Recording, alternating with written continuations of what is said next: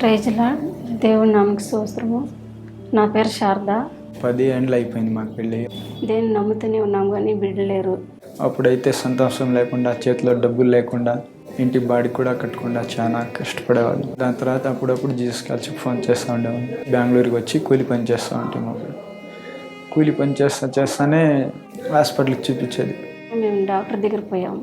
Doctor దగ్గర పోతానే doctor అన్నారు, మీకు చెకప్ చేసి చెప్పినారు వాళ్ళు, మీకు బిడ్డలు అయ్యే ఛాన్సే లేదు అని చెప్పినారు. బిడ్డలు అయ్యే ఛాన్సే లేదు కానీ ఒక ఛాన్స్ మాత్రం ఉంది. గర్భసంచిలో ఏదో ప్రాబ్లం ఉంది, అందువలన దానికి ఆపరేషన్ చేయాలి.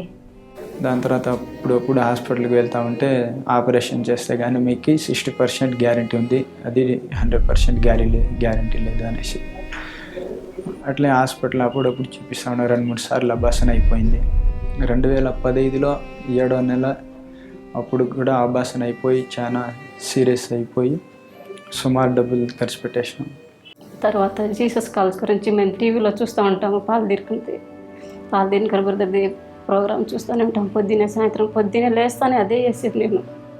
అప్పుడు ఆయన మాట్లాడుతూ ఉంటే చాలా ఓదార్పు వచ్చేది నాకు. అప్పుడు అది చూసుకునే జీసస్ కాల్స్ బెంగళూరులో ఉందని తెలుసుకొని నేను మా యజమాని ఇద్దరు వచ్చినాము. వచ్చి ఫస్ట్ బ్రదర్ వాళ్ళకి మాట్లాడి ఇట్లా విషయం చెప్పినాము, బిడ్డలు లేరు మాకు అనేసి. ఇక్కడ వచ్చి ప్రార్థన చేపిస్తూ ఉండేది. ఇక్కడ వాళ్ళు మా గురించి ప్రార్థన చేసేది, మా కష్టాల గురించి కానీ, మా సమస్యల గురించి కానీ అన్నిటికీ ప్రార్థన చేసి ధైర్యం ఇచ్చేవాళ్ళు. తర్వాత ఈడొచ్చి పోయినాక 1 సంవత్సరం కూడా కాలేదు. అప్పటికి బిడ్డలో 2 సార్లు అబాసన అయిపోయాయి అంతకుముందు. తర్వాత సిస్టర్ వాళ్ళు చెప్పినారు, నువ్వు ఎం పార్ట్నర్గా చేర్పించే బిడ్డని, బిడ్డలు కాకముందే నువ్వు ఎం పార్ట్నర్గా చేర్పించే, నీకు ఖచ్చితంగా బిడ్డలు అవుతుందని చెప్పినారు. పాప బిడ్డ లేకపోయినా యంగ్ పార్ట్నర్లో చేర్చినాము. తర్వాత ఫ్యామిలీ బ్లెస్సింగ్లో చేరింటి. అప్పటి నుంచి కొంచెం ఓదార్పు వచ్చింది.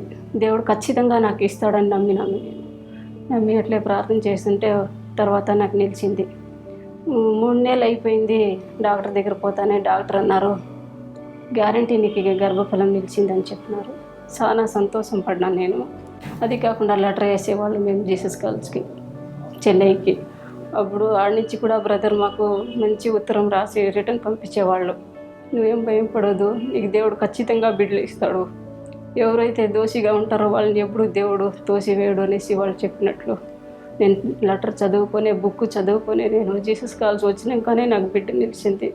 దాని తర్వాత డెలివరీ టైంలో వచ్చి మీకు పాపం గ్యారంటీ లేదనేసినారు.